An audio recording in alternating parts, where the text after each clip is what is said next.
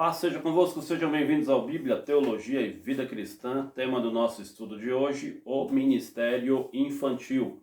O texto é Marcos, capítulo 10, versículos 13 ao 16, que diz assim: Alguns traziam crianças a Jesus para que ele tocasse nelas, mas os discípulos os repreendiam.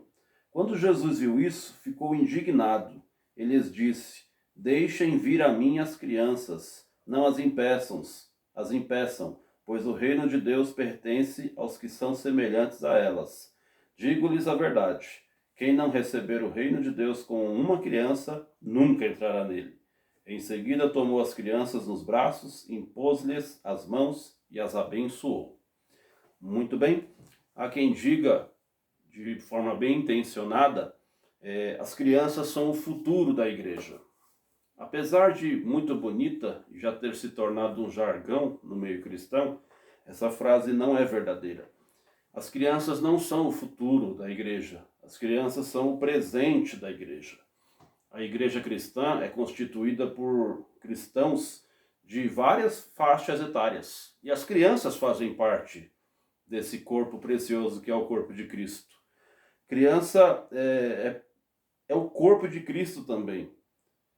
Na teoria, todos concordam que o ministério infantil é muito importante, mas na prática nem sempre isso acontece.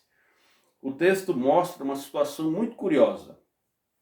Jesus estava realizando a obra de Deus junto com seus discípulos e algumas pessoas levaram algumas crianças para serem abençoadas, para Jesus tocar nelas.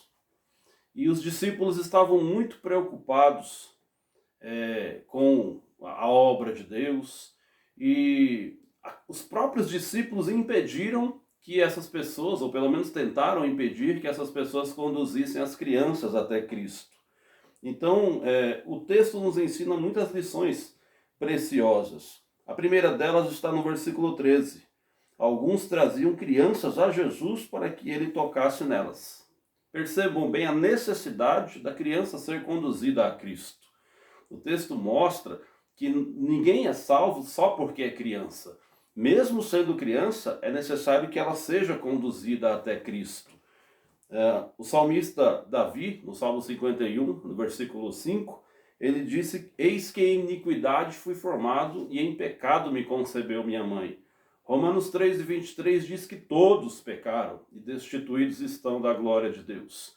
Jesus mandou pregar o evangelho a toda a criatura. Então, criança também é pecadora e também precisa de Jesus, também precisa conhecer o único e suficiente Salvador. É óbvio que se ela morrer inconsciente, ainda numa idade que não consegue discernir o certo e o errado, a obra de Cristo com certeza fará com que essa criança seja salva, mesmo não tendo ela o conhecimento da verdade, mesmo não podendo ela discernir. Mas estando ela em condição de discernir, ela precisa ter um encontro com Cristo, ela precisa nascer de novo. E nesse sentido, elas são bem mais, aceitam com muito mais facilidade o Evangelho. Criança é pura, criança é inocente, criança está mais com seu coração mais aberto aos valores do céu.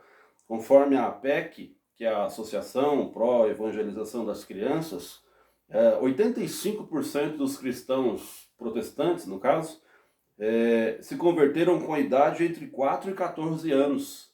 E eu imagino que as crianças de outras religiões, que creem em Cristo também, os membros começaram a receber as doutrinas ainda numa tenra idade. Isso mostra porque a criança é sensível à mensagem de Deus.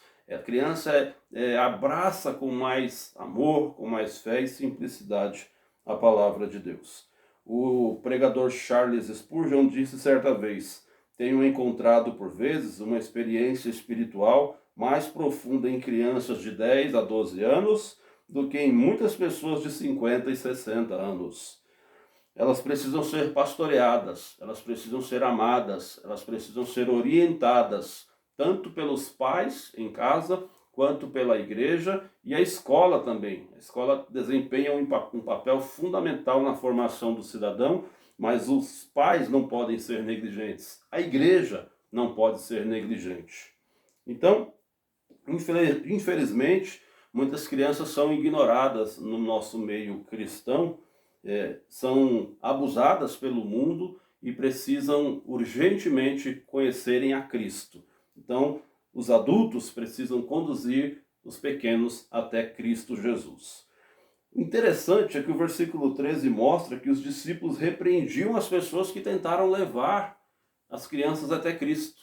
Olha que coisa impressionante. Os próprios discípulos tentaram impedir as crianças de se achegarem até Cristo. Quando isso acontece hoje?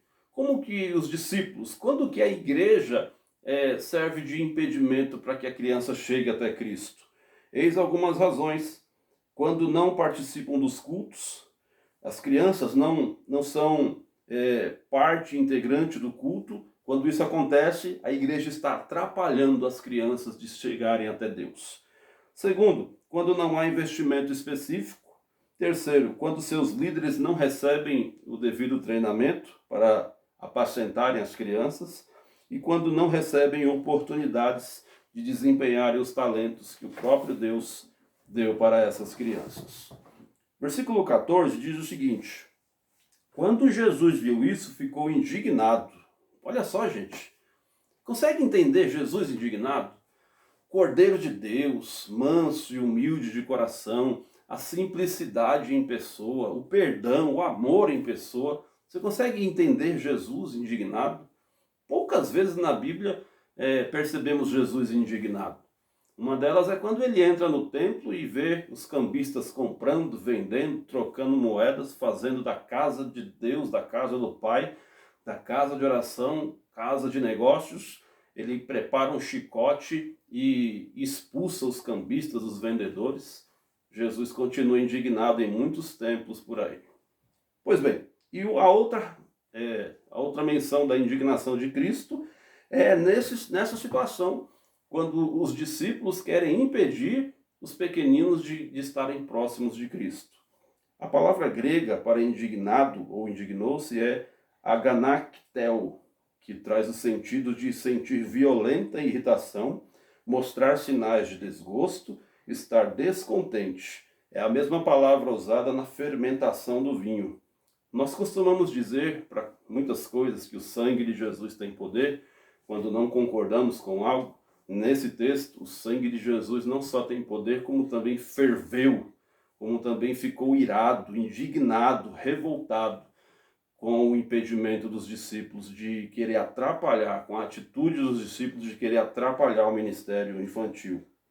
Então, versículos 14 e 15, Jesus coloca a inocência das crianças como um padrão para que os adultos sejam salvos. É óbvio que a salvação não tem faixa etária, mas a inocência, a pureza, a dependência que as crianças têm é o padrão pelo qual os discípulos precisam aprender, porque ele diz que aquele que não recebeu o reino de Deus como uma criança não pode entrar nele. Então, quem quiser morar no céu tem que ser semelhante a elas, na pureza, no amor e na dependência do seu Pai. Versículo 16 diz o seguinte: em seguida tomou as crianças nos braços, impôs-lhes as mãos e as abençoou. Olha só, essas atitudes mostram o valor que Jesus dá ao ministério infantil. Ele interrompeu, ele paralisou, ele deu uma pausa no ministério com os adultos e mostrou que a prioridade pertence às crianças. A obra de Deus começa com as crianças.